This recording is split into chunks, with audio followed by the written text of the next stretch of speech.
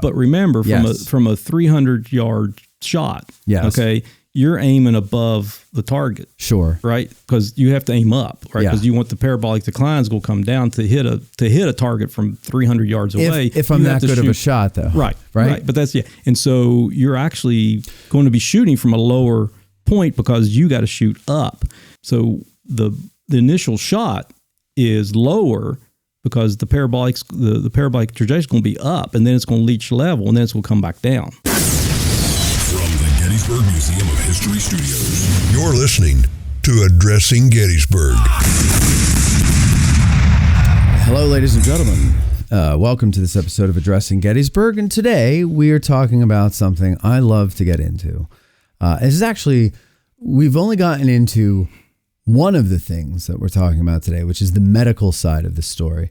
But there's another side of this story, which is like a forensic science side to the story, like modern forensic science stuff. And those are two things that I find very fascinating.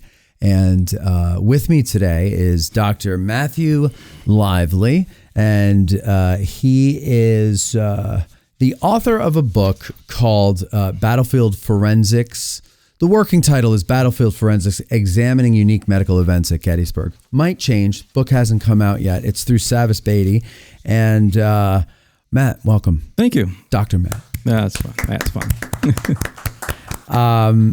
So we've done a bunch of shows on Civil War medicine before, but you never know who's watching our stuff for the first time. So for the sake of the people who haven't already been with us on the medical journeys before, let's talk a little bit about Civil War medicine.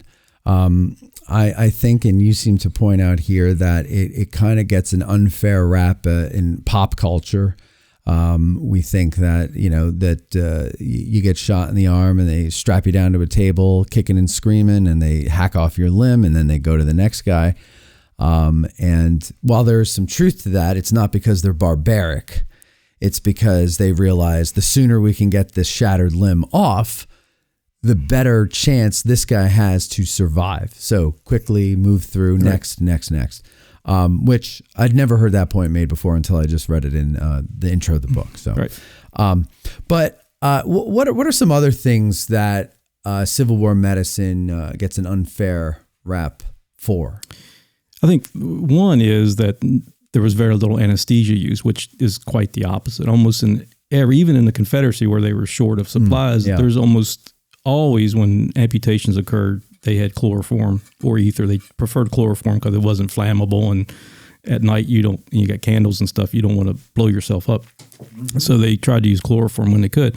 And so almost all amputations occurred under a twilight type of anesthesia, which a twilight anesthesia means you're not completely asleep. So you can, it's like when you went to the dentist and get nitrous oxide, you kind of know what's going on, you just don't care. Right. And so the same thing could have happened. So even though they're asleep, people from a distance say, "Oh, that guy's moving on a table, he's awake." But he's not. He doesn't. He sort of, but he doesn't care, right? Yeah. And so most of it all was done under anesthesia. And I think what you get is, people say, "Oh, well, they were just, again, holding them down and biting a bullet and doing all that stuff," which, it's not leather strap in the mouth or a stick. And so that's one, is that most of all the amputations and surgery were done under anesthesia. And then the other thing is, of course, like I mentioned, is everybody talks about the infections and the infection rate. Well, it's because the germ theory had not been, arrived at yet. I mean, it was just a couple decades away. There was some early work was being done in Europe on it at this time, but it really didn't become a established theory for a couple decades after the Civil War. So they really didn't understand germs. They didn't understand how infections were transmitted. They didn't understand the need for sterility and that stuff, because they didn't have an understanding of how. So the idea that they dirty instruments and dirty hands and all, some of it was just, they just didn't understand. They didn't have the science. It was still decades away. Well, one of the things you mentioned is laudable pus. Yeah. So go into that a bit. Yeah. So everybody talks about the pus and that wounds had the pus and that they thought it was great and that surgeons expected the pus, wanted to see the pus because it was laudable pus and healthy pus, and that's what they didn't realize how dangerous it was. But even the surgeons at that time realized there was two kind of different types of pus, and there was a type that most people are familiar with when you see, like, say you have a little cut or a hangnail or something, a little white pus or something comes out, right? That's pus is usually stays local and doesn't spread, right? That's a local kind of thing. It doesn't usually spread. It's not a malignant pus, or it kind of stays local. And then there's another type of pus that they saw was malignant, which was associated with a septic type infection. And so the surgeons, when they saw the first type of pus, the laudable pus, the healthy pus, they called it that because they knew that one didn't lead to death. Usually, it stayed a local infection, and it did not lead to their death. It was the other pus, the smelly, watery kind of what they called malignant pus. That when they saw that, they knew that was a bad prognostic indicator that the person was probably going to die. And so when they talked about, we see healthy pus or laudable pus in a wound, it's not because they wanted it there. They knew it would heal without it, but they weren't worried about it as much because they knew that usually didn't lead to fatality. So got it. They tolerated it because they knew it didn't usually lead to death. Like if I had to see pus, I'd rather see laudable pus. Exactly. And I could go, okay, that's fine. But they knew it could heal without it. And they said they knew it didn't. That's what they called healing by first intention. When a wound healed without any pus at all, they called that healing by first intention. If it healed with pus in it, they just knew that it wasn't usually lead to fatal. I think we've reached a record for the most times the word pus has been used. And I started off the show thinking about lunch. Yeah. And now I can't even think. Yeah, I haven't eaten it either. So forget about lunch. So what would be a way that they would heal a wound, like just a flesh wound, but a bad cut, right? You get it, you sew it up. Is it true that in the Confederate medical system they found that they had fewer infections from sutured wounds, and they of course didn't realize at the time, but it was because they used horsehair for the sutures, and they boiled the horsehair. There are some documentation of that. Yes, that because of the shortage of wire suture, other sutures they used, horsehair was the texture and the strength of it was there. So to make it more pliable and easy, they would boil it, and that ended up not realizing that they were sterilizing it at the time. So that it was, things would heal more by first intention when they used that instead of by the. So I've got a bad cut on my arm or something, and the doc sews me up. And how are they? I mean, they don't have Neosporin, right? We have bandages, but how good are they? As far as sterility goes. So, what would be the methods they would use? So they would try to clean it out as best they could, right? So wash it out, clean the wounds out as best they could. So they understood that stuff in the wound was not a good idea. Right. Okay. Yeah, they understand dirt in a wound was not a good idea. You don't want dirt in your wound. Yeah, you want a clean wound. It. Right, okay. Right. And so they would do, especially if it was a bad wound, they would do water dressings. They would, And what is a water dressing? So it would be, depending on how elaborate they got, it would maybe just be wet cloths, and they would keep it wet, and or sometimes they would have a system where water would, kind of constantly run on it a little bit, and then they would change the dressings frequently, because they thought that the water dressings, kept more of the, washed away the bad, the necrotic tissue, the bad tissue, and it healed better with so they would sometimes do wet dressings. But where are they getting the water from? Well, that's a good question. I mean, because the water itself may be, contaminated. So it's, you don't know. That's right. So, but they would use water dressings, whatever they had. Most hospitals were tried to be built around a water source. When they looked for a field hospital during a battle, they They looked for shelter. That's why it's usually farms and barns. They looked for a road to get there, road access, and they looked for a water source. So you hope there was a creek or something nearby or something so that they had a good water source at the hospital. So they kind of looked for those three things when they're looking to put a hospital somewhere. So you hope they would get, fresh running water, but who knows upstream what was laying in the water, right? Exactly. And so, I don't know. So you're right. So there could be some, infection introduced through the water, but they would try to keep wet dressings and so forth. So they thought it would heal better. They did have some, like when they realized about gangrene, and as gangrene came on, and they in the second half of the war, primarily when bromine came out, and they realized that bromine was really good at stopping hospital gangrene, then they could use that and put that in. They could aerosolize it in the room or put it directly on the wound. They also had carbolic acid, which was sort of a antibiotic kind of thing, so they could put that on the dressings and stuff too. So they did have a little bit, they knew, like I said, they didn't know, like hospital gangrene, the other gangrene, they didn't know what caused it. They didn't know the bacteria and stuff, but they knew that you didn't want it and you had to control it. And they had nitric acid at first, but it was very caustic and caused, a lot of damage. Yeah. When they came up with bromine, it worked even better, and it was less caustic. It didn't kill healthy tissue; it only killed the bad tissue. And so they were able to use that and drop the mortality rate of hospital gangrene to like 2%. It was amazing.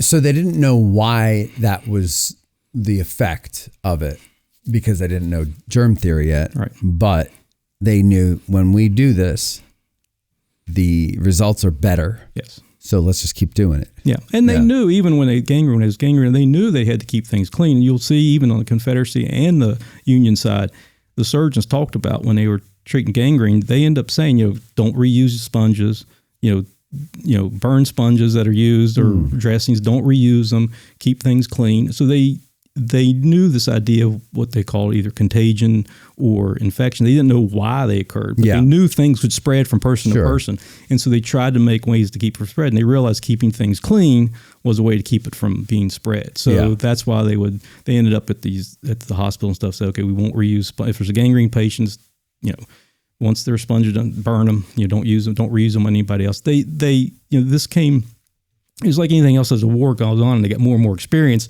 they realized these things, so they became better at it. And that's why the mortality rate of stuff like gangrene and even other things, decreased as the war went on, because they actually did get better and learned what they were doing and were able to control things better than at the first part of the war when they didn't have much experience. I mean, almost none of the surgeons had any battlefield experience, when the Civil War started. There was a line in, I forget where, I think it's at the beginning here. Blah, blah, blah, blah, blah. No, it's not there. Well, there was a quote from somebody, I think it was actually said in World War I. Yes, it's at the start of the prologue here. Yeah. A war benefits medicine more than it benefits anybody else. It's terrible, of course, but it does. Yeah. And that's the one thing I come away with every time we do a medical show is that the Civil War, for all it did socially, for all it did answering questions about which part of the government has more power, the big thing that came out of it, I think that all people benefit from, are the medical advancements. Yeah. And of course, every war after that, we've gotten more and more. I mean, probably the biggest one is World War II. But maybe I'm wrong on that one. But I think the huge thing that we get out of the Civil War is triage. Yes. Which people, civilian or military, benefit from the world over. Right. Not that it was completely invented here by Letterman, but it was certainly improved upon, which seems to be the strength of most Americans, is we improve upon a lot of things. Yeah, I like that. Right? Yes. Like Thomas Edison, right? Yeah. Always an inventor. Yeah. He improved upon a lot of things. Right. And so there's nothing wrong with that, right? No. That's evolution. No. That's how it works. But where was I going? Yes, go into that a little bit there. What other things did we get out of the Civil War, medicinally or medically? So, like you said, the battlefield triage. I mean, that was originally a French concept that in the Crimean War and stuff that they had written books about, and Letterman, and actually on the Confederate side, Preston Moore, who was a Surgeon General of the Confederacy, also had a triage system. They actually developed it independently, and actually Confederacies were a little bit earlier than Letterman's, but they just didn't have they didn't have the resource. They didn't have enough ambulances and all that, to really make it on and of course the Confederacy lost, so the Union gets, more credit. Exactly. Yeah. And so, but that idea of the triage of having, a field dressing station, right behind the lines, and then having a field hospital a couple of miles behind the line, and then general hospitals, and then, so the soldiers would be brought to the dressing station, be quickly triaged, decide how severe the wound is. Is it not severe? They could treat them, send them back into the line, or if they treat them, they had to, wait and send them to the field hospital where they could get more extensive care and so forth. And so that idea of triage and severity of the wounds and prioritizing them as to the care was something that Letterman particularly did very well. And it eventually got him the title, the father of battlefield medicine, because of that system that continues to be used right today. I mean, even today they talk about the golden hour of trauma care, where that first hour after you get a battlefield wound is the most important part to get treatment established. And so that stuff, and that goes back to where you were mentioned before about amputation. They realized that a primary amputation was something done within 48 hours. You survived better if you got that treatment within 48 hours. Your survival from an amputation was better than if it was after 48 hours.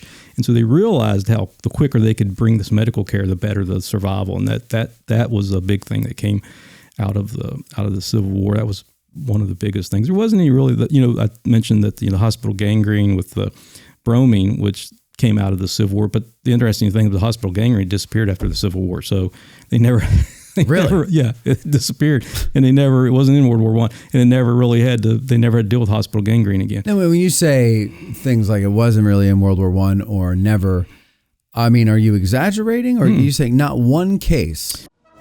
The Gettysburg Museum of History, located right here in the center of Gettysburg, PA. Owner and curator Eric Dorr grew up here and has spent his life collecting and preserving history through artifacts ranging from the Civil War, the Battle of Gettysburg, World War II, presidential items, pop culture, and more. His museum is free and open to visitors Wednesday through Sunday, 11 to 5 p.m., where you can stop by and immerse yourself in some of the most amazing artifacts that you would never believe exist in the middle of Gettysburg. If you're a fan of Band of Brothers and Everything Easy Company, you'll love his exhibit featuring the Dick Winters collection and artifacts from D-Day. You can even own your own piece of history by buying one of the many relics they have for sale in the museum and on the website GettysburgMuseumofHistory.com.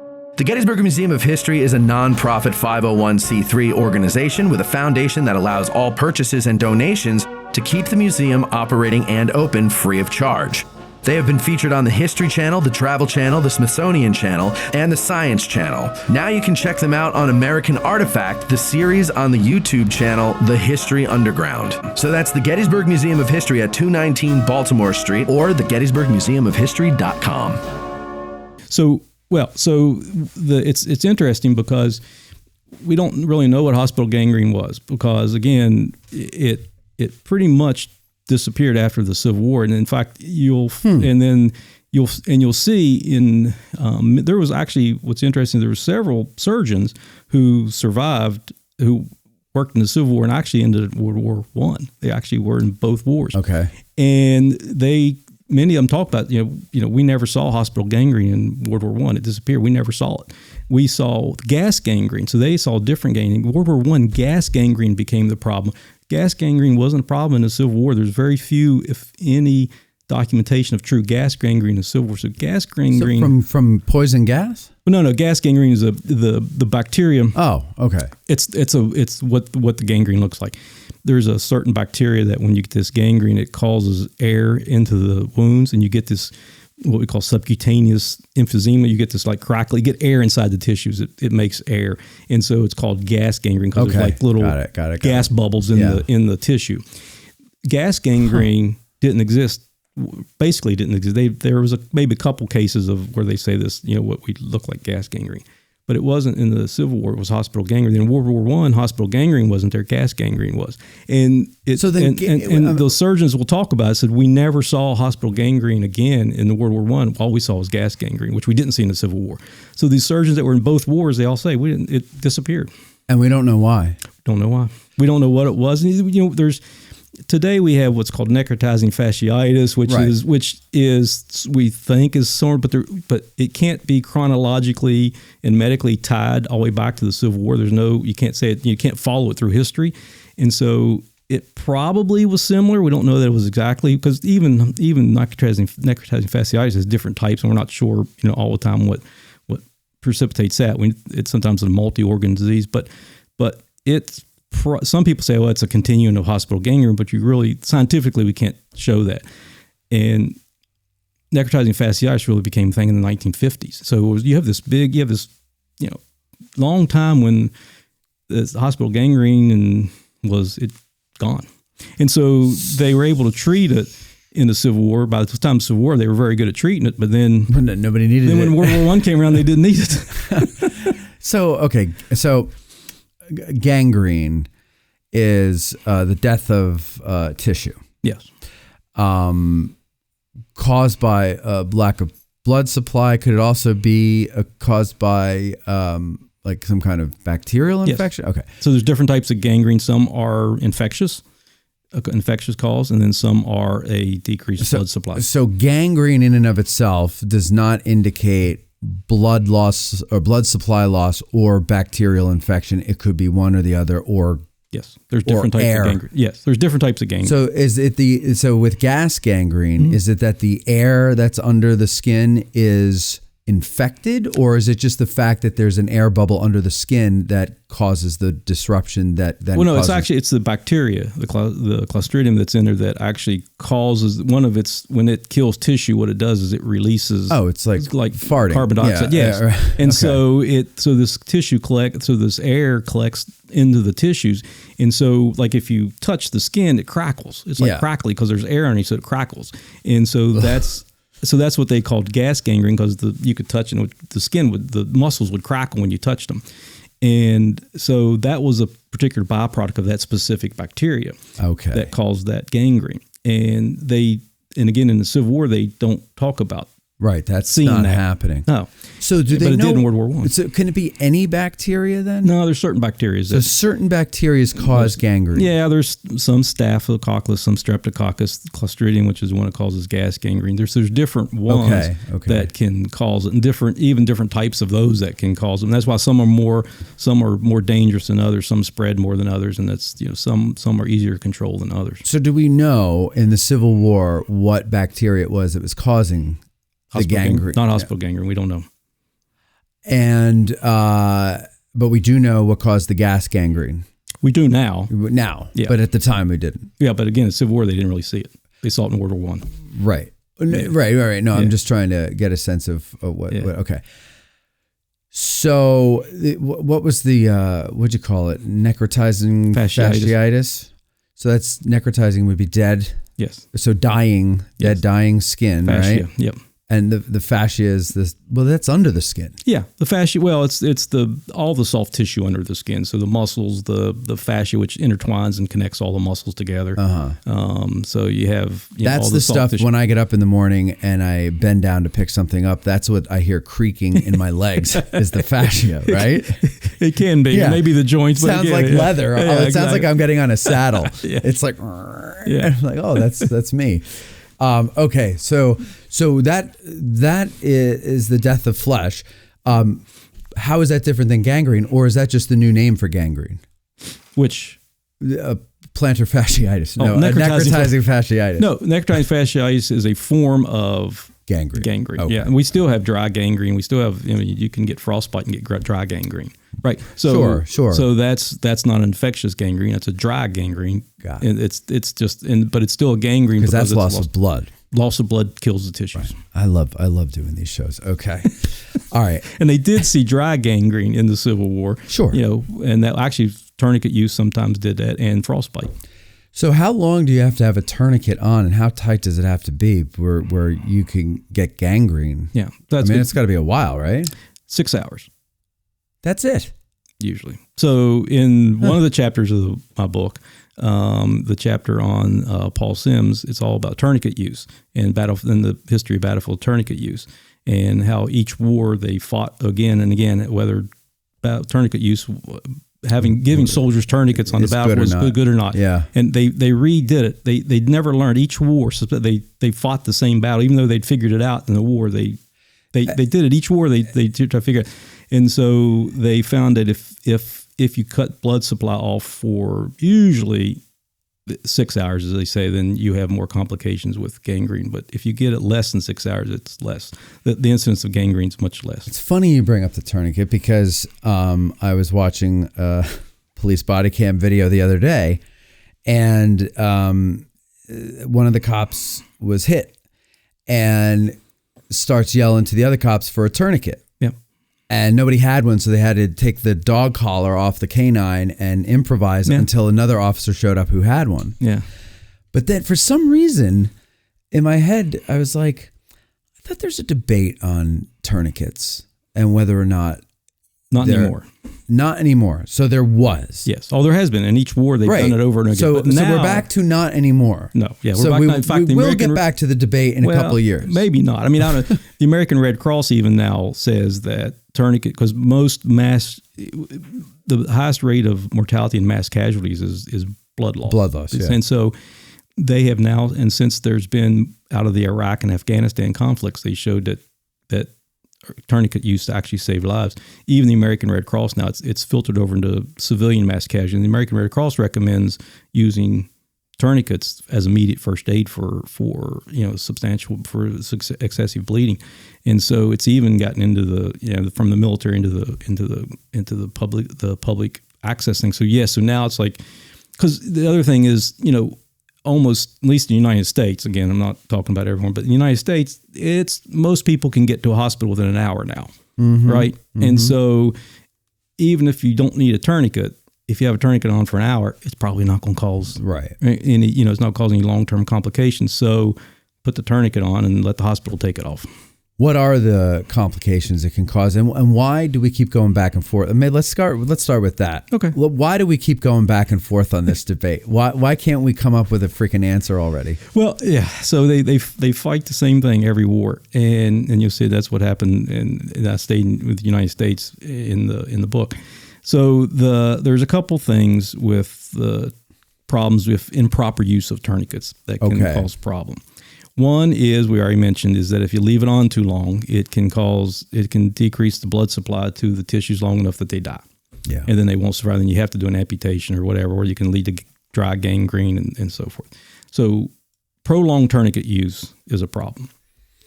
So again, in the Civil War, you had some soldiers that lay on the battlefield for days before they got medical care. So if they had tourniquet the whole time, then they said, okay, that led to more problems. So that was one. The other problem with tourniquet use can be what's called paradoxical bleeding. For tourniquet to work, it has to cut off arterial blood supply, not venous blood supply. It has to cut off arterial blood supply. Right. And they're deeper, right? Usually than a lot of times. So that's why you have to get them tight. Exactly. Yeah. If you don't get them on tight enough, you obstruct the venous return, but not the arterial return. Right. So what happens is they keep bleeding out, but then they don't have any way to get it back because the venous return is shut off. So they actually bleed more, because their blood's going out and there's nowhere else, no way to come back. So it's called paradoxical bleeding. So if you put the tourniquet on not tight enough, you can actually increase your blood loss.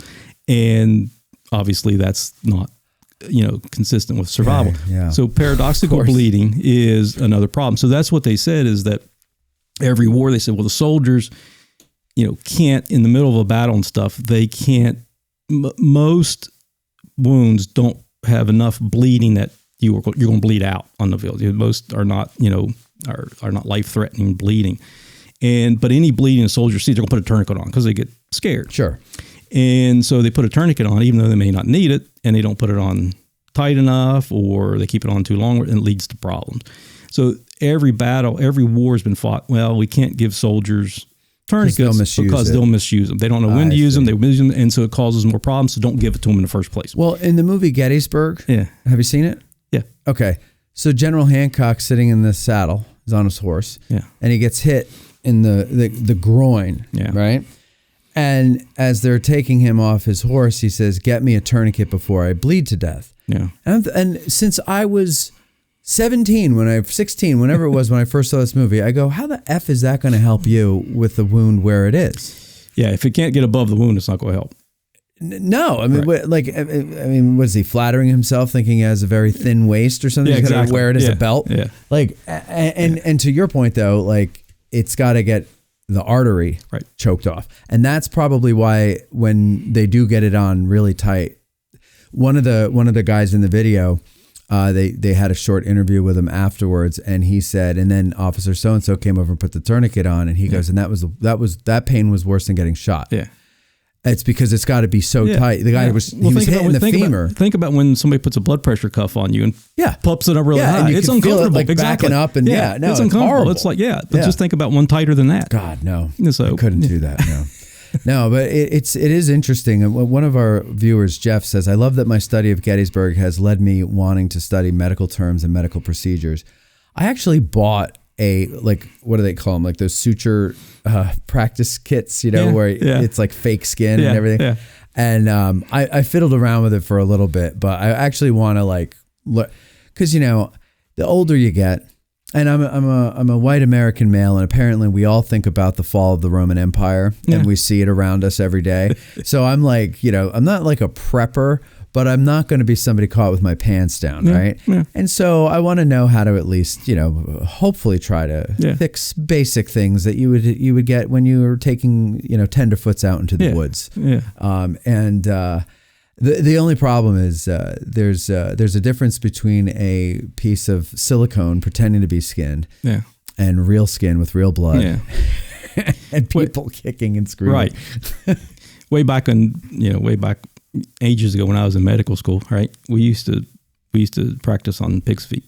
Pig's feet? Yeah, with legs. Oh, yeah. So because the pig's skin's similar. Yeah. So it's a tissue that's about the same consistency of human tissue. Yeah, so it was easy to feel how to do it. They were and this is completely off the reservation, and then we'll go back on. But along those lines, I believe it was the movie company that made Billy Bob Thornton's version of The Alamo, and in order to get sound effects of bullets hitting flesh, they shot at pig carcasses. Oh, I don't know. Maybe. Yeah. No, they did. Pigs, because the flesh is so similar. Yeah. I mean, we use pigs. Pig valves. We use pigs for a lot of stuff in medicine. My grandmother actually was getting a pig valve. Exactly. She died, but she didn't make it out of recovery. But that was the attempt. That was back in the 90s. I think we've gotten better at that. Yeah, that was last century. Yeah, it was last century. That's right. In the last century, my grandmother passed from the primitive ways they did pig valve surgery. Yeah. Okay, let's get on to the exciting stuff here. Okay. Although I found that's very exciting, but the audience wants to know about Jennie Wade. Okay. At Digital History Pioneers Foundation, we are about grassroots history on digital platforms. That means we are about podcasters, documentarians, YouTubers, and even TikTokers.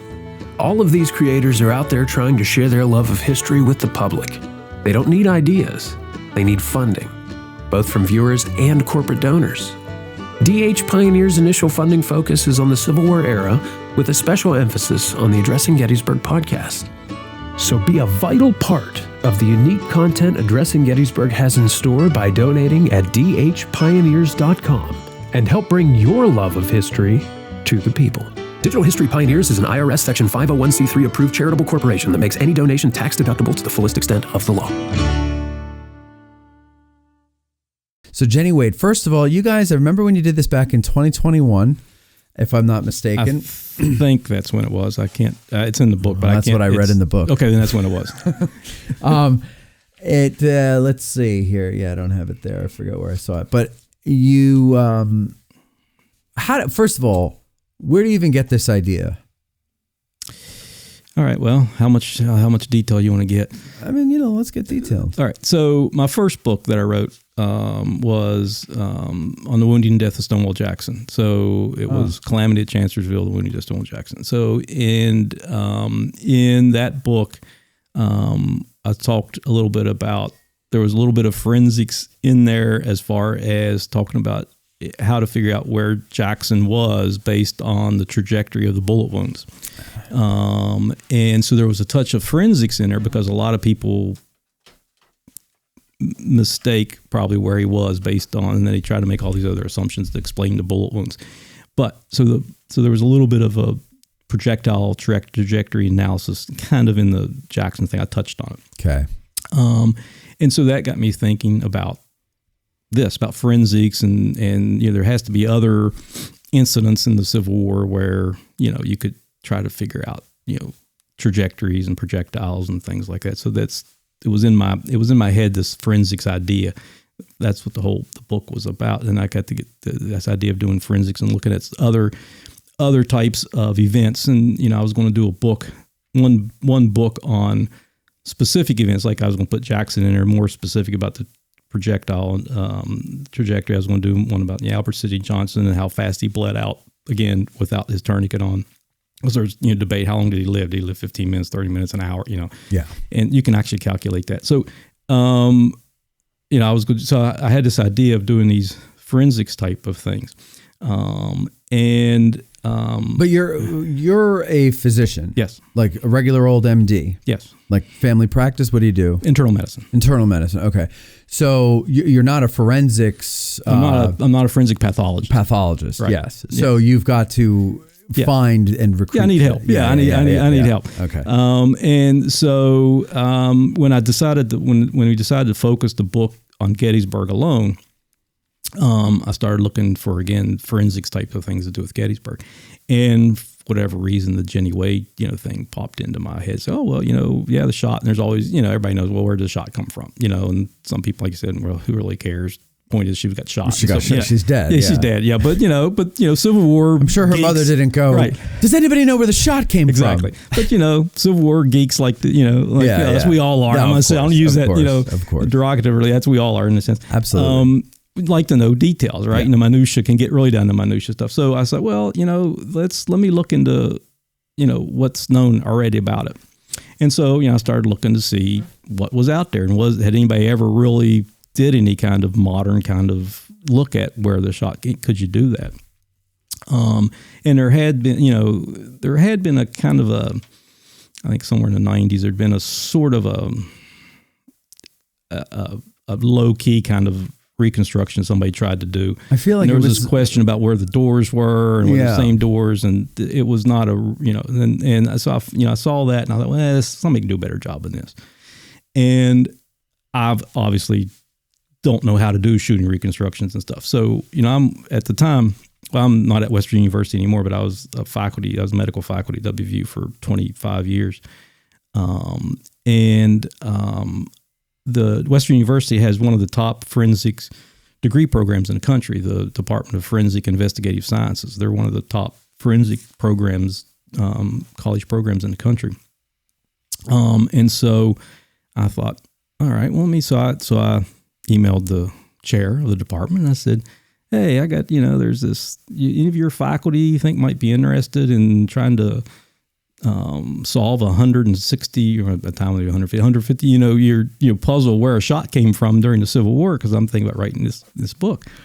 And he said, he sent me back, he said, one of our faculty members specializes in long-range shooting reconstructions, and he's actually firearms expert, and he's actually, I think he's a history kind of person. I think he was a reenactor actually one time. And so he said, so he connected me. And Keith Morse's name, his professor, PhD professor at WVU in Forensic Science. So I contacted him, and he's like, "Oh yeah, this is can we the shot?" And he's like, "Oh yeah, I'd love to try to do that." Sure. And so that's how it worked out. It was just this idea. Well, let's see if we can do this, and let me get some people that do this and teach this for a living to actually do it. And so you guys you contacted Jennie Wade House and. Well, Tim Smith. So Tim Smith was, I'm sure everybody knows who Tim Smith is on here. We all know Tim. Yes, Tim was invaluable. So I contacted Tim and told him this idea. I said, I want to bring a forensics team up to, up there. Do you think, is this reasonable? He's like, oh, this is a great idea. I've always wanted somebody to shoot the lasers through the door and stuff. Yeah. And he said, yeah. I said, well, how do I do it? He said, I know the owner of the Jennie Wade House. Let me talk to them. I said, great. So he went and connected me with them, and without him, I would have got in. So we got in contact with the Jennie Wade, the people that own the Jennie Wade, and I still don't really know who that is. You probably know him, but Tim, it was all facilitated through Tim. And I told them, so, we want to do this reconstruction of the house. can we get access to the house to do this? And they said, yeah. They said, let's do it. If you can, let's wait until the fall after Halloween, because then that's our off season and after the ghost stuff. And he said, so can you do it? Can you wait until? I said, sure. And he said, how much time would you need? And I asked Keith, I said, how much time will we need to do this, the whole reconstruction? He went, a couple hours. I said, okay. So I told him they in the off season, they start self-guided tours at 10 o'clock at the Jennie Wade. At least I don't know if they still do this. Self-guided tours at 10 o'clock. So I said, okay, if you can let us have access at 8 o'clock in the morning, we can get it done by 10 o'clock. We'll be out of your way. Right. They said, fine. So in November that year, Keith and one of his junior faculty and then 2 PhD students, so there was 4 of them on the forensic team. They show up and I'm there. 8 o'clock, we start to do this reconstruction, thinking it's going to be 2 hours.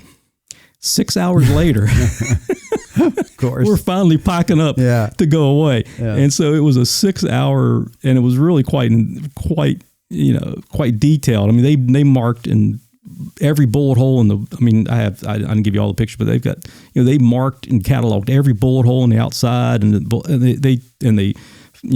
on the floor, they figured out exactly what the angle of the door was, what the angle between the 2 rooms had to be, and they had everything all worked out. And it took 6 hours to figure all this out. But it was really interesting because, at 10 o'clock, self-guided tours, people were coming through to do the tour. So we've got to all, step out of the way and step aside as people came. But as we were doing it, people became much more interested in what we were doing. Sure. They were like, what are you guys doing? We're like, and then they want to sit there. They want to see the laser. They want to see the stuff. So they stood there and would be more interested in what we were doing than going through the Jennie Wade house. And so it took 6 hours. And then after all that, then it took a while for Keith to put all the information together and come up with the trajectory and where it came from based on the calculations and stuff that he got from the trajectory analysis of the bullet holes through the doors. So we have here, Tad. Yeah, you got it. Good. Oh yeah, that's the laser going through the doors. So there's the laser going through. Yeah. And I've always wondered, like, okay, the interior door here that's opened. Yeah. How do you figure just exactly how many degrees it's open? So they has to get so you have to get the laser to go through the center of the hole. Okay. And so based on the one from the outside to there, you have to, you can line it up. You can line it up because it has to go right through the center of the hole. And so that's how you can figure out exactly. So they measured the exact angle that ended up being, I don't remember what it was, but they marked on the floor, not on the floor, but they had a piece of paper. They marked everything on, what the angle of the door would have been and stuff. But that's, they had to get the laser to go right through, the center of the hole. So it goes to the center of the hole. And I always wonder too, and I'm glad, obviously there are smarter people in the world than I, because people put their finger in that hole all the time. Literally the outside one. The outside hole. Yeah. And so of course that has worn away some of the wood. But that doesn't matter because as long as it's going through the center of the hole, correct? Exactly. So if symmetrically, a hole, the center of a hole doesn't change as the circumference of the hole changes, or the center stays the same. So if it's a symmetrical increase in the, so if fingers go through and all the way to, it's a symmetrical extension of the hole, the center's the same. Mm-hmm. So that part doesn't change. Now, if it change the angle one side or the other, then that could enter some error into it. But if it went through the center of the hole, the center doesn't change no matter how big the hole is. And that's what I was wondering, was because I assumed, and apparently from what you wrote in here, it is correct, that the Jennie Wade house is higher than the other houses going north on Baltimore Street. Right. That hasn't changed since 1863. It hasn't changed. We don't know how much, but it's right. But there's an elevation difference, right? Yes. And so I'm like, well, if it was coming from down below and it was an upward trajectory, which obviously it's not, but if it was, all these dingbats putting their ring finger in there trying to get married have ruined any chances of that, but that is not true. Hopefully not. It isn't because the interior door that hole lines up perfectly with that one, or does it? Well, if you put it in that, like that, it does, yeah. In that angle, it does. So let's see here. So the analysis says the bullet originated approximately 240 yards from the house at a 5-degree angle from the door. What does that mean? So when you're looking at the trajectories of the bullet, there's two ways. There's the up and down type of trajectory. Is it going up, is it going down, or is it level? And then there's the side to side trajectory. Is it coming straight on, or is it coming in at an angle? Which angle? And so with the laser going through, the laser then can measure, okay, between the two holes, is that line going up, and is it going left or right, up and down? And so they measure the angles up and down and left and right. And once you have that, you need the two holes to really figure that out, right? Because one doesn't give you enough information. But now that you have two reference points, you can figure out the up and down angle and the left and right angle. So what the calculations that showed is that the actual through the up and down angle was pretty level, right? So the bullet had reached its peak of its trajectory. It wasn't coming up, wasn't going down. It reached its peak trajectory, which means it either came from very close, like at the Holiday Inn, right, or it came from far away. And there's almost no reason to assume that somebody was outside the door shooting, the right side of the door, so it came from far away. Right. And then did it come straight on it, or did it come from an angle? Well, it came through those doors at a 5-degree angle, which means the shot had to trace back 5 degrees. Okay. So it wasn't head on. It was off to the right. It was off 5 degrees. Yes. It was off, depending on which way you're facing. Well, right, yeah. Well, if you're facing the Jennie Wade house, you're off to the right. Exactly. Yeah, okay. So, all right. Now, where this person is, though, so 240 yards would put it around the Rupp House buildings. Just past where the office would have been.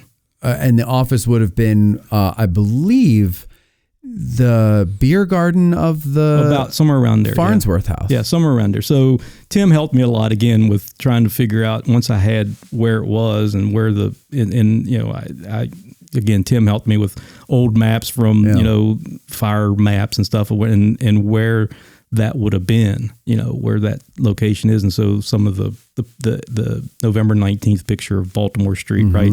So we can try to pinpoint that, where the shot, where that location was. So it came from right beyond the Rupp Tannery office, where there's another building sits right behind the Rupp Tannery office, which had a little very high slope roof. Right. And so actually the analysis actually pinpoints it to basically in front of that building right there on the ground level where their fence is.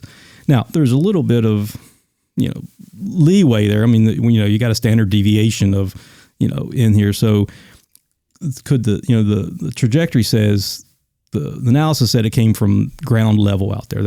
But you have some leeway. So could it have come from the roof of that building that's right there?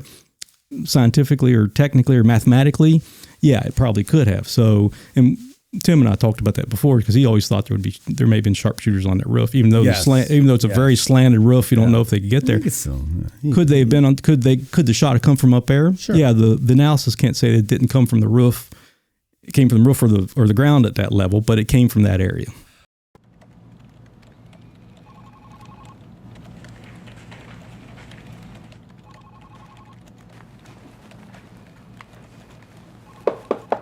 Hey, buddy.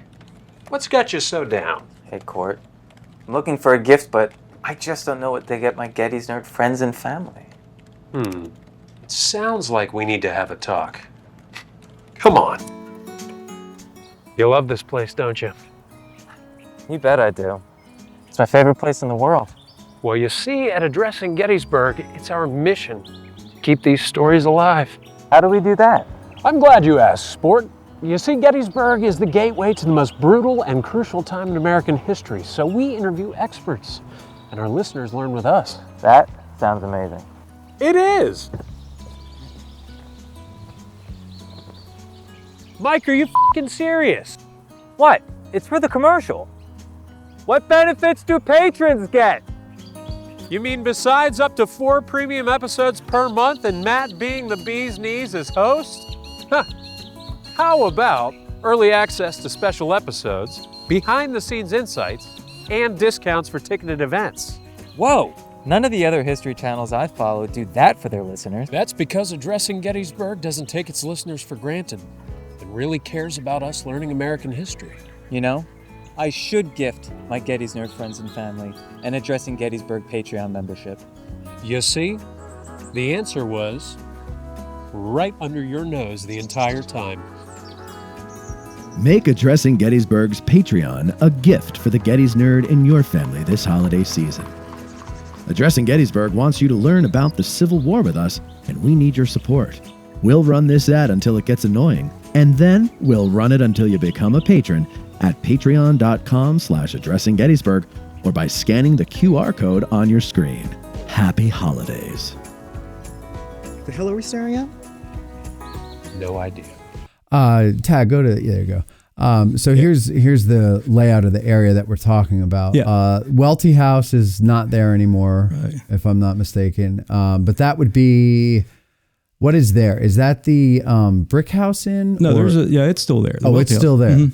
Yeah. Okay, the Welty House is still there. It's the McCreary House I'm Yes. thinking of. That's Yes. not there yes, anymore. it's not there. The one behind it's Yeah. still there, but the McCreary House is. McCreary House is not there. Right. Beyond the McCreary House is Mr. G's. Right, exactly. Across from that, to the left, you can see Sweeney's Tavern or the Farnsworth House. Farnsworth It's a House. Sweeney House, but Right. we call it at the Farnsworth time. Yeah, it was House Sweeney now. House at the time, right? That's the one that's got all the bullet holes in the wall. Right.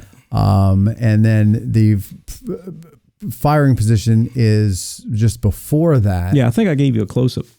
I gave you a did. close up of that. You did. A closer view And of I that. could actually just zoom it in. Oh, there you go. here. Yeah. So that's even. So here's the tannery office. Right. And you're saying this building is the firing position, not No, the it's ground. no, the ground is where. I'm saying Tim says maybe there Tim's there are saying people. it's up here. Well, he says it could be, and I'm saying I can't say I can't say no, it didn't. Well, but there's also, so let me get you to translate this into plain English for me here. Additionally, since the trajectory was nearly flat and without evidence of parabolic decline, which means it didn't start dropping. Right. The analysis indicates the shooter must have been at an elevation that was level with or slightly lower than the door. Talking about the Jennie Wade door. The Jennie Wade door. The outside door. Okay. The computed position places the sharpshooter at a ground level location. But since a 30-foot drop in gradient exists along Baltimore Street from the Jennie Wade house to that position, the shot could have come from any elevation within that 30-foot spread. So in other words, could have been on the roof. Could have been. Could have been on the ground. Right. Could have been somewhere in between. Yes. Right. Exactly. We don't know. But there's 30 feet of play that we have From where that this position. guy could Right. be. Right. Right. It's fascinating. Now the analysis said it was for that it was a ground level, but with the 30% spread. So mathematically it could have been within a standard deviation. It could have been on top of that roof. So yes, we can't say that it wasn't. The most fascinating part about this photograph is that nobody really cared that a bush was growing in the road. I never thought about that. I guess you didn't have to worry about things like we do today where, that would be an obstacle. Let me see. You did send another picture. So here's an aerial shot of that. Let me just get it all together here. Okay. Yeah, good old Google Maps, right? Good old Google Maps. This is the way it is today. So here's the Jennie Wade house down at the bottom. Yep. Let's zoom in on that a bit. Yep. And so you see we're going at an angle here. 5-degree angle. 5-degree angle. And so, the farther you go, 5 degrees, spreads farther off center, right? So a 5-degree angle is farther and farther off. And so that's calculates based on 240 yards, 5 degrees. This is where the computer says it came from. So here's the Welty house, which is clearly visible now. You can't see it because of this house. Because of this house. Yeah. Because of this house. This is the old Irish Brigade store, and here's the Holiday Inn. Sure. It's not the Holiday Inn anymore. It's the Gettysburg Inn of 1863. Yes. Yeah. But to me, it's always everybody calls the it Holiday Inn. Exactly. People over a certain age, right? Here's Mr. G's up here. Yep. Okay. This is what was the house that we said isn't there anymore? McCreary. The McCreary house, Yeah. not here anymore, but that's where it would have been. Yep. Okay. One thing I want to point out, here's the John Rupp house. Yep. This whole area here, I think it was like the compound of the tannery buildings, and there was several buildings. There was buildings, and there was an open field in that area too. According to Tim, there was an open. Probably. Yes. Like around here. Yeah, exactly. Yeah. And then here's the Farnsworth house. Right. up here. So somewhere in this area here, which is actually a Farnsworth House property now, right? They own this building, and I think there's a B&B there. And so from there, roughly, the bullet goes here, and that's about 240 yards. That's 240 yards. Yep. I find it so okay because, and I'm going to go back to the photo of the laser here real quick, because this is relatively flat. Mm-hmm. I'm thinking it's got to be from a higher elevation. It can't be from the road. No, it can't be from higher. It has to be from either, like I mentioned, either to be level or lower. So it can't be higher than it, because otherwise the trajectory would be coming down. Okay, well, I don't mean higher than the door. Oh, okay. I mean higher than the ground. It has to be off the ground. I got to go there and stand and actually look, because in my memory, that door in the bullet hole is uphill from standing on the sidewalk. But remember, from a 300-yard shot, okay, you're aiming above the target. Sure. Right? Because you have to aim up, right? Because you want the parabolic declines will come down to hit a target from 300 yards away. If I'm that good of a shot, though. Right. But that's, So you have to aim, right? Your line of fire is above the target, because you want it to, the shot's got to come up and then arc down and then hit there, right? And so you're actually going to be shooting from a lower point because you got to shoot up. So the initial shot is lower because the parabolic trajectory is going to be up, and then it's going to reach level, and then it's going to come back down. So this is before it comes down, as it's leveled. Yes. So this is, it comes up and then it levels out. So it didn't have a chance to fall. It hasn't gone down through, so that's its parabolic apex, so it hasn't come down yet. Got it. So that's why the shot came from lower, because it's got to come up and then go up. Does that make sense? Yeah. But there's a 30-foot difference mathematically where that could have been. All right, so now poor Jenny's standing there behind this door here, I'm guessing, right? Yeah. Obviously. Yeah. And her mother, what was it? She heard the crack of the wood. She says she heard the wood crack in the doors, and she heard Jenny's skirt ruffle. She heard the impact on her daughter's body. Yeah, she was. Well, or the rustle when she moved and fell. Yeah. Because not technically her body. Yeah, her mom is in the room there, just like on this side of the laser, at the stove and everywhere. And so she's got her back turned to Jenny. And since she hears this, she turns around, right behind her, see what happened. And Jenny's on the floor. Because that's also, you can't tell from this picture, but that's a tight room. Very tight. It's way smaller than you would pictures think. Don't do it justice. No, it doesn't. Yeah. And so because you think, well, how are you hearing if you're over on this side of the room by the oven? It's about close to you and me. Yeah, it's very close. So you can definitely hear the rustle of her skirts or whatever as she falls. Yeah. And obviously I'm taking it that her back was to her. Right. Yeah. So this just came to me. I meant to ask you before. How far outside or away from the door is the laser from outside? It is right on the steps there on the outside of the door. Right on the steps. Okay. Yep.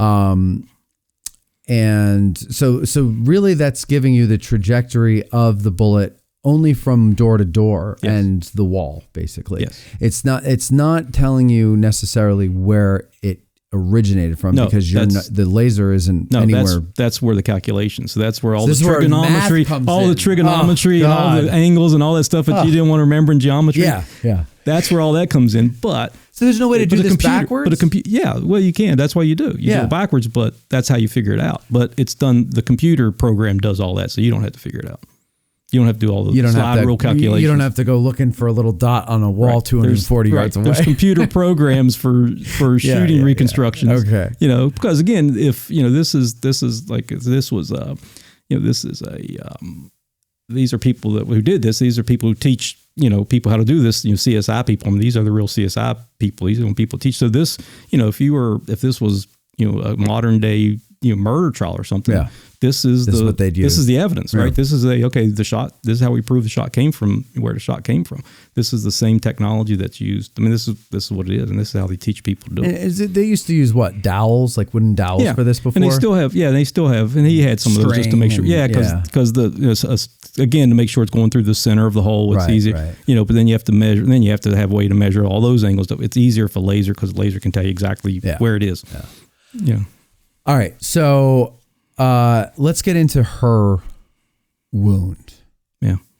So it goes in her back under her left shoulder blade. Apparently. Is that right? Yeah. That's what her mom and everybody says. Yes. Yeah. So she's okay. Well, we'll get to that. All right. So under her left shoulder blade and goes through her. Yes. But is stopped by the corset. Yes. And so did they save the bullet? Not that we know of. I mean, there's, like everything else, there's every now and somebody pops up, oh, this was the, bullet. Same with Stonewall Jackson, everybody now goes, oh, this was the bullet that someone, but, nobody can say for sure. But how do they know it stopped inside her corset if they didn't?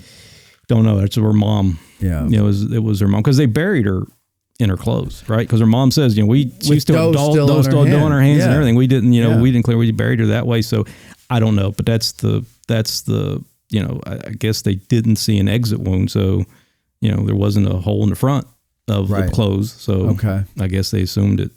She said it stayed right, but there's no thing. We took the corset off and found it. He just said it stopped by the corset, but now that we don't. Again, that's one of the. You mentioned before some. I don't know if it was doubt or just. I don't know what the word would be, but you kind of were indicating that the accounts that she died again before she hit the ground. Right. They loved to use that expression back then. Oh, yeah. Everybody died before they hit died the instantly, ground. right? They died instantly, right? yeah. And I wonder if that's just to comfort the people back home, the loved ones back home, right? Yeah, that they didn't suffer. That was quick. That like dying in your sleep. Right, right. Just gone. Didn't even know what hit him. Yeah. Right. But anyway, didn't know the shot.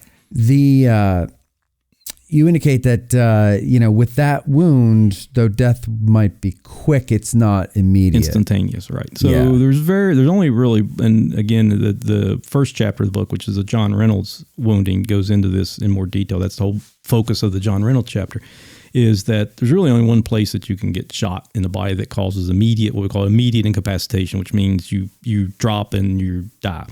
And that's in the brainstem, in the back, in the back of the base of the skull. That's the only place that you can really get hit and have immediate capacitation.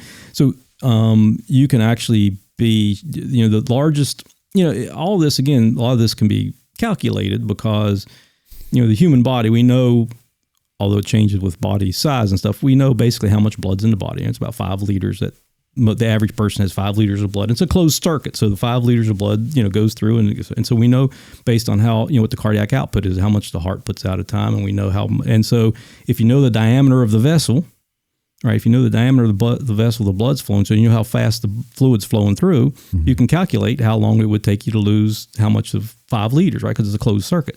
So you can calculate how long. And so we know that, people will pass out when they lose about 20% of their blood volume acutely. Okay, if we're talking different between chronic, but acute blood loss, a sudden acute blood loss, about 20% you pass out. Okay, and so 20, and then any more than 20-25%, you ends up losing blood supply to the kidneys, the brain, heart, you die. It takes about 20% for you to become incapacitated or at least pass out, right, in that sense. So if the size of the basic sizes of the biggest, we'll just take the biggest blood vessel in the body, since that's where the most blood flow would come out, the thoracic aorta, you can calculate, if you sever that, how long it would take you to lose 20% of a 5 liter volume, right? It's physics again, right? You can flow. And so, time out. I have a question. So I'm not a physicist, so no, I understand, but this is a medical question. Yeah. So in a situation of physical trauma, did she lose consciousness right away? We don't know. Her mom said that when she picked her up, when she went down and she hit the ground and she picked her head up, she was dead. She was dead. I'm asking her mom, because then her mom dropped and walked in the room and told her, said, Georgie, your sister's dead. Right. She could have been unconscious. Mother didn't check for a pulse. Exactly. Right, yeah. Okay, but let's say she's not conscious. She's alive still, technically. Yeah, it could be. But she's incapacitated. She's incapacitated. The body knows what's going on. The body knows it's in trauma. Yeah. Blood pressure, doesn't that rise? Does that go up or does that go down? It depends. Usually, at first, it will go up. Because the heart rate is the heart rate. Yeah, the heart starts beating faster. So you're pumping it's it trying out. to get right because it knows it needs to get blood flow to whatever the kidneys or whatever. So it's trying to compensate. But then, as it learns that the closed circuit is broken, well, as the actual volume of the blood decreases, then it has nothing to exactly right. It has nothing to right. It has nothing to pump. So then the pressure goes low, obviously, exactly, because there's no blood. Right. So that high blood pressure, that elevated heart rate could pump the blood out faster, right? Yeah. So, I mean, it could, and that would take minutes. It could. Or yeah. So you can, like I said, if you can, in the Reynolds chapter, talk about how, it would take if an average size person, moderate, average size weight, and they have a 5 per volume, but you do thoracic, it would take 4 minutes to lose 20% of your blood volume till you pass out. Well, 4 minutes doesn't sound like a long time, but if you're, an assailant or something, you're fighting 4 minutes, you can return fire. 4 minutes is, so this idea that, even when you get hit in the heart, you die instantly. You can live for 3 or 4 minutes. Yeah. That's not instantly. I know. Technically. So she could have been on the ground and bled out, been unconscious and bled out, but she might not have been technically dead. What, if anything, if you're shot in that way where it's the thoracic aorta that's severed? Yeah, if we don't know if that's what happened to her, but we got shot in that area, right? It went in that area. I mean, let's say I don't know, like below your left shoulder blade, the heart's not. It's like in the kind of the center left, left right? Center, right? So it could nick the bottom of something, right? Or I mean, but oh shoot, I forgot my question now. What was I going for? We were talking about. Oh, whatever. We're talking about bleeding. Yeah. Severing bleeding out. Yes. Bleeding out. That's what I was going to say. So if let's say it's modern day and you receive that wound. Yeah. Like I said before, we were talking about it. Lee Harvey Oswald, his was severed, but he died at the hospital or on the way to the hospital. He didn't die right away. Yeah. So today, though, what would an EMT do?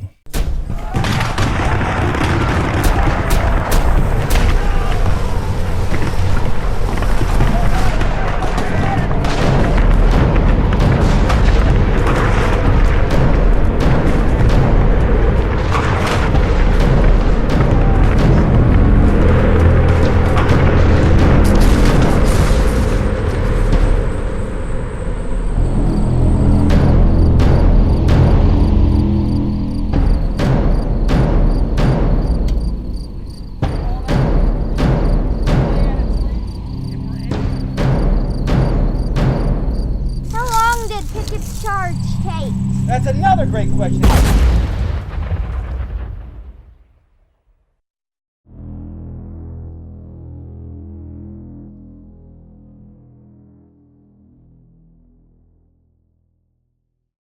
They have to like cut you open, reach in there and clamp it off or something? They can't do that, right? No, they used to have things like shock trousers and all this stuff that tried to keep the blood pressure up in the torso and stuff. But it's not, you have to get them to the hospital as fast as you can. I mean, basically, you have to load and go. Yeah. So that you're even today, you don't have a good chance of surviving. Not if it's an internal. I mean, unless it happens in the hospital, right, on the operating table. It's got to be internal, or they can get to the vessel pretty quick, right? Okay. So Jennie was not going to survive this, no matter what. No. And so she's what, like they keep her where they get down in the basement after that, if I'm not mistaken, yes. if I recall.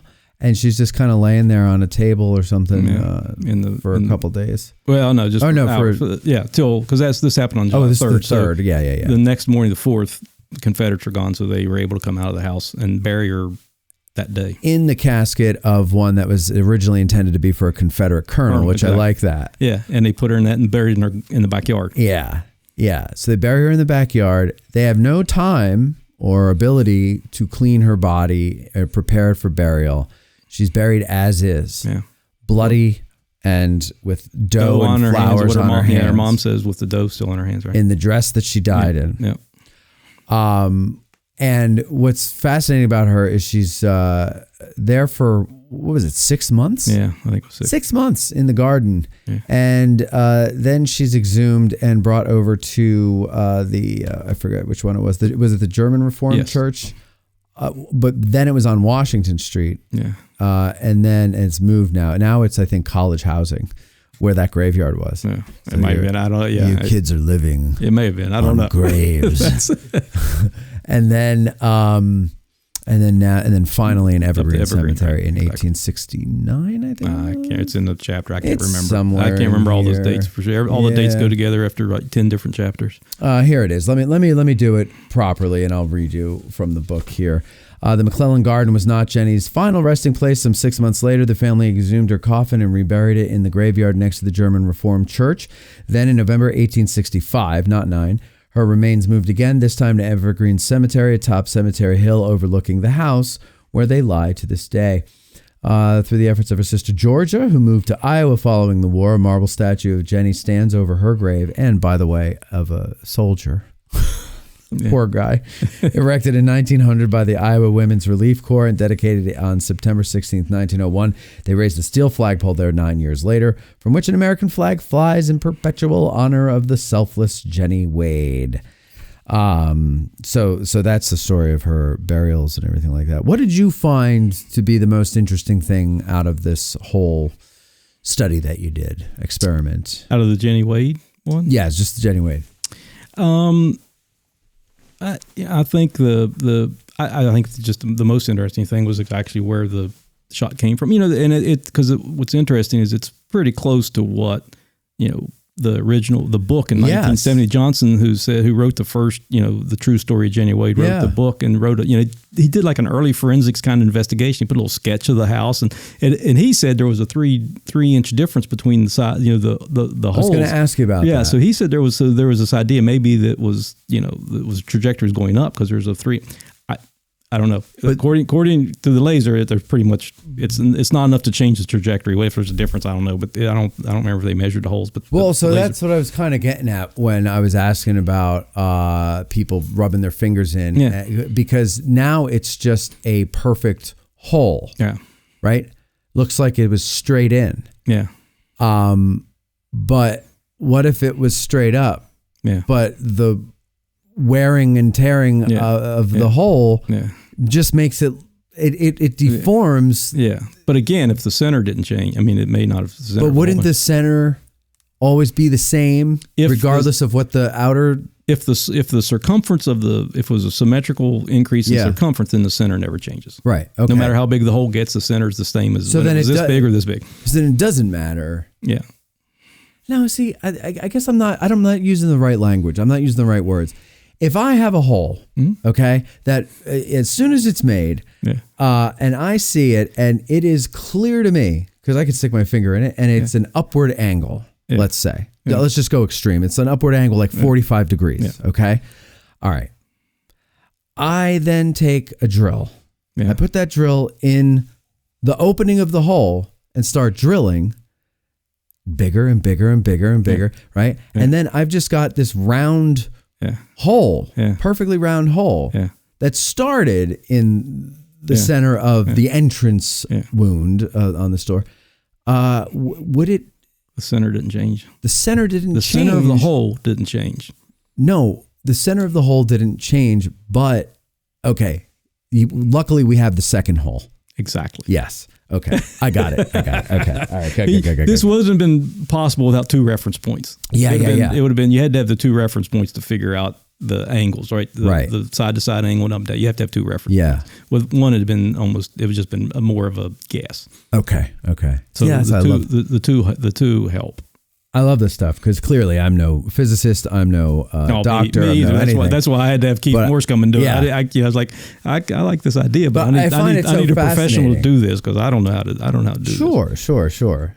Well, no, and then people would, the amateur physicists out there would rip you apart. Yeah. So you don't want to do that. And I didn't. There is an appendix in the book. Keith Morse, Dr. Morse, who did this. He wrote an appendix in the book, which really gets into the scientific part of all of what we're talking about, the science of how they do reconstructions and, what errors, what assumptions are made, why this may, what can make these things off, what you have to assume. Like we don't know, like he talks about, we don't know, when a bullet's fired, it's, there's primary things that affect it. Wind, right? Mm-hmm. Wind can slow it down, depending on which way the wind's going, right? The wind can change the direction, then gravity and so forth. Well, we don't know what the wind was at that time when the bullet came through. So we had to assume that there was no meteorological influence on the bullet.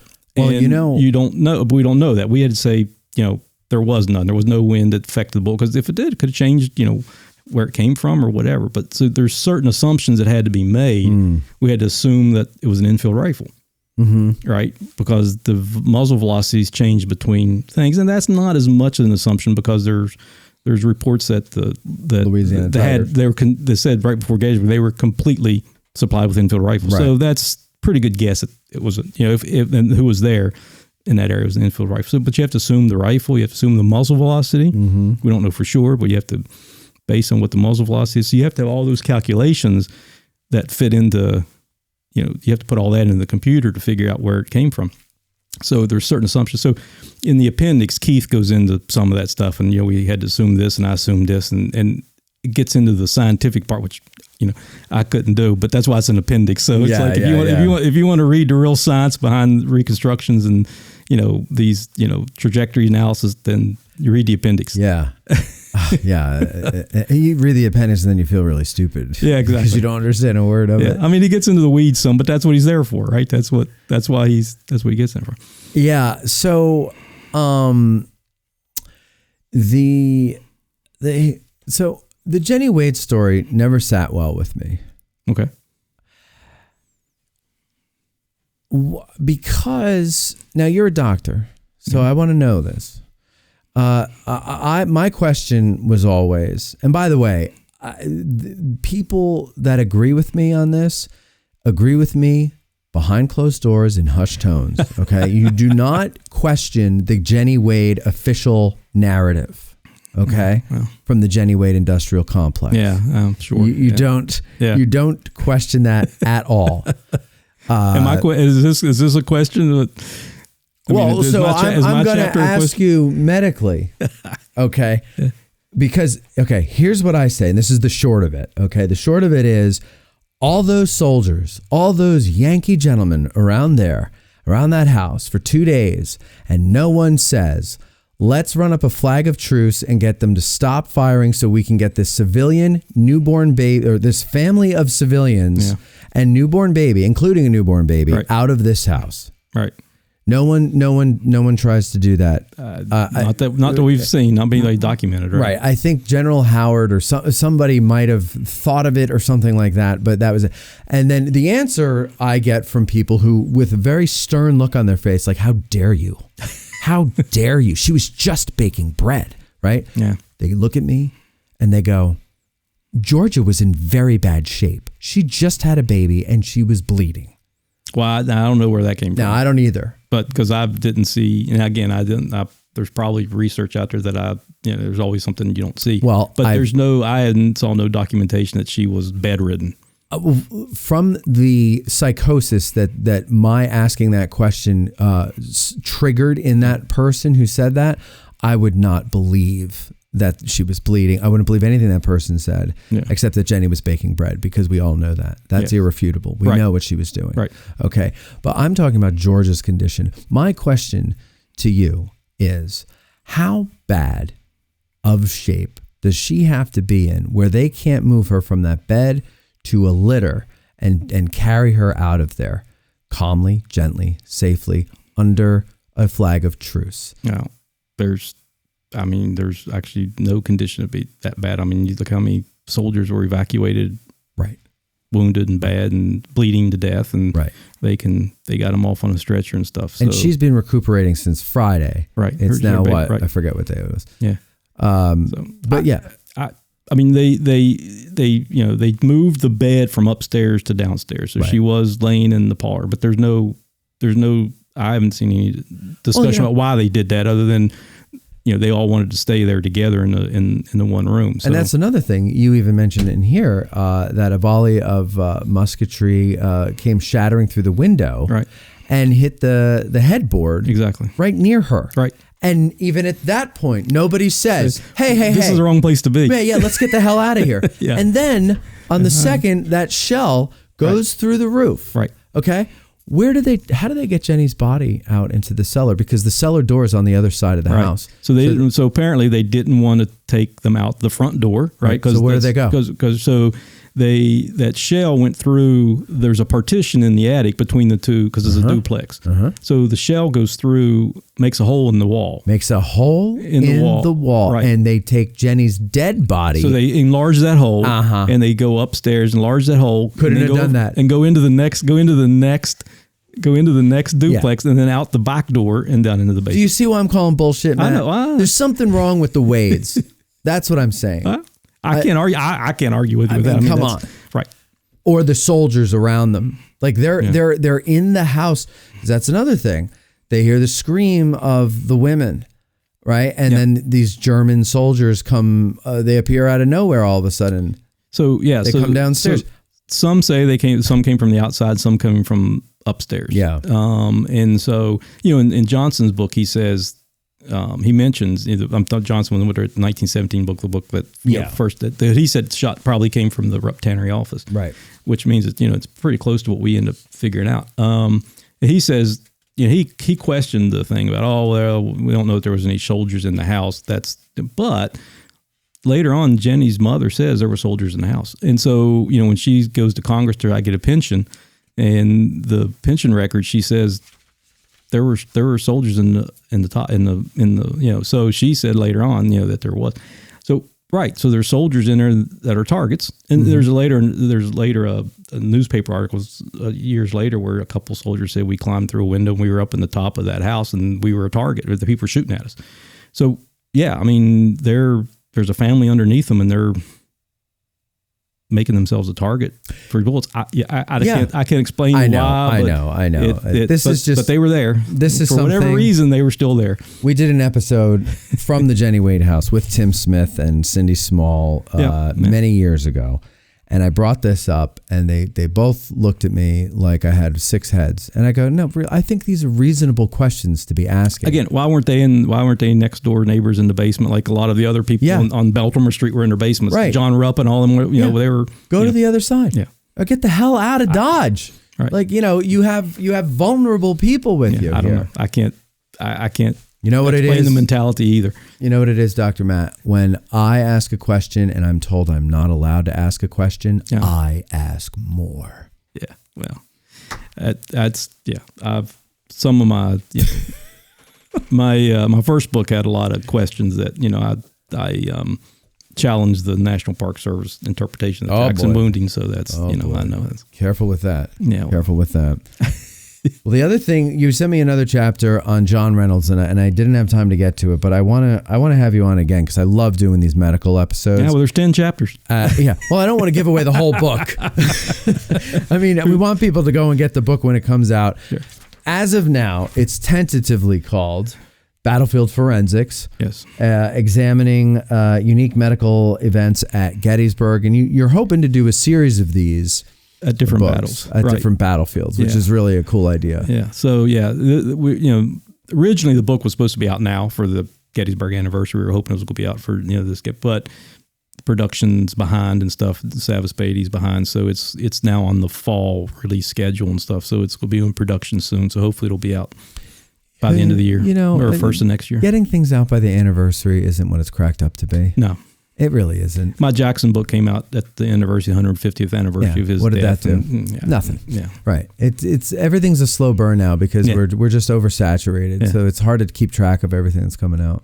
Yeah. I always go, oh, we got to do this for the anniversary. And people say, one of the guys that just joined us on the team, he's like, have you thought about doing anything for the anniversary? And I go, why? Yeah. I go, I can't compete with the foundation and the big. So if I hold an event, 3 people will show up and I'll look like an ass. Yeah. So there's that. Yeah. So I do a show every year that goes out on the anniversary, and that's it. And nobody watches it. Exactly. Nobody watches it because Gary Edelman's all over the battlefield. So it's like, what am I going to do? The anniversary of all the things that should be good for me. It should be I'm addressing Gettysburg, right? I think you're right. And I think that's why Ted's not really.